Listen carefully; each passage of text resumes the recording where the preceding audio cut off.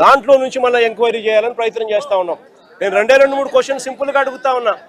అయ్యా, ఇదే సింగాల్ అనే ఈఓ ఎవరు అని అడుగుతా ఉన్నా. ఇదే సింగాల్, అనిల్ సింగాల్ అనే ఈఓ చంద్రబాబు నాయుడు గారు ముఖ్యమంత్రిగా ఉన్నప్పుడే టీటీడీ ఈఓగా పనిచేశాడు, ఈఓగా ఉన్నాడు. మా ప్రభుత్వం అధికారంలోకి వచ్చిన తర్వాత మేము ఆయన కొనసాగించాం. మా ప్రభుత్వ హయాంలో మేము తప్పు చేసినాము అని చెప్పి చంద్రబాబు నాయుడు గారు అనుకునింటే అది వాస్తవం అని చెప్పి ఆయన నిజంగా కూడా చిత్తశుద్ధితో నమ్మి ఉంటే ఇదే అనిల్ సింగాల్ను మళ్ళీ చంద్రబాబు నాయుడు గారు ముఖ్యమంత్రి అయిన తర్వాత మళ్ళీ ఈఓగా ఎందుకు తెచ్చినాడు అని అడుగుతా ఉన్నా. దాని అర్థం ఏమిటి? ఆయన చేసే ఆరోపణలలో చిత్తశుద్ధి లేదని చెప్పడానికి ఇది నిదర్శనం కాదని అడుగుతా ఉన్నా. ఇంకొకటి కూడా అడుగుతా ఉన్నా. శ్యామల్ రావు అనే వ్యక్తి ఈఓగా చంద్రబాబు నాయుడు గారు ఇమీడియట్లీ ముఖ్యమంత్రి అవుతానే టీటీడీ ప్రక్షాళన చేయాలని చెప్పి తీసుకొచ్చాను అని చెప్పి ఆయన చెప్పుకున్నాడు. మళ్ళీ అదే శ్యామల్ రావును చంద్రబాబు నాయుడు ఎందుకు తీసినాడు అని అడుగుతా ఉన్నా. టీటీడీ ప్రక్షాళన కాకమునిపే అయ్యిందా అని అడుగుతా ఉన్నా. మరి ఎందుకు చంద్రబాబు నాయుడు శ్యామల్ రావును తీసేసినాడు అని చెప్పి అడుగుతా ఉన్నా.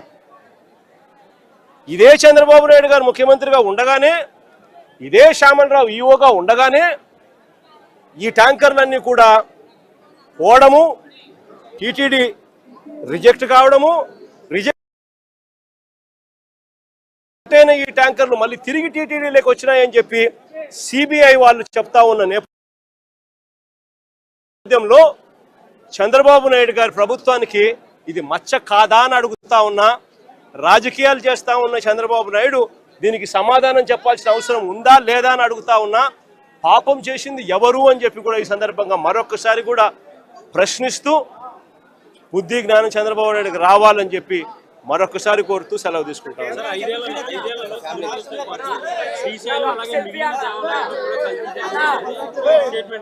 ఆశ్చర్యం ఏమిటో తెలుసా? చంద్రబాబు నాయుడు గారు జోగి రమేష్ మీద పెట్టిన కేసులన్నీ ఎన్నో తెలుసా? ఇప్పటి వరకు ఏకంగా 12 కేసులు పెట్టారు. కల్తీ లిక్కర్ ఫ్యాక్టరీని చంద్రబాబు నాయుడు గారు తమ్మలపల్లిలో ఆయన గెలిచిన ఆయన పార్టీ తరఫున కంటెస్ట్ చేసిన క్యాండిడేట్ ఎవడైతే పోటీ చేశాడో ఆ క్యాండిడేట్ కల్తీ లిక్కర్ ఫ్యాక్టరీ పెడితే అది ఎక్సైజ్ డిపార్ట్మెంట్కు ఆయనకు మధ్య లావాదేవీలు కుదరక బయటపడితే ఆ కల్తీ ఫ్యాక్టరీ కేసులో ఆ జయచంద్రారెడ్డిని బుక్ చేసి చంద్రబాబు నాయుడు గారు లెంపలేసుకోవాల్సింది పోయి అది జరగగా జోగి రమేష్ను ఆ కేసులో కూడా తీసుకొచ్చాడు. అసలు చంద్రబాబు నాయుడు గారు రాక్షస యుగంలో, రాక్షస రాజ్యంలో జోగి రమేష్ లాంటోడు కల్తీ లిక్కర్ చేయగలుగుతాడా? దాన్ని మళ్ళా డిస్ట్రిబ్యూషన్ చేసేది ఎక్కడ? చంద్రబాబు నాయుడు గారికి సంబంధించిన ఆయన మనుషులతో నడిచే బెల్ట్ షాపుల ద్వారా దాన్ని అమ్మాల. అంటే ఆ డిస్ట్రిబ్యూషన్ జోగి రమేష్ పోగలుగుతాడా? ఎంత అన్యాయమైన కేసులు పెడతా ఉన్నారని చెప్పడానికి నిదర్శనం ఇది. 12 కేసులు పెట్టారు. చివరికి 83 రోజులు జైల్లో కూడా పెట్టారు. ఇంతకన్నా అన్యాయం ఎక్కడా ఉండదు.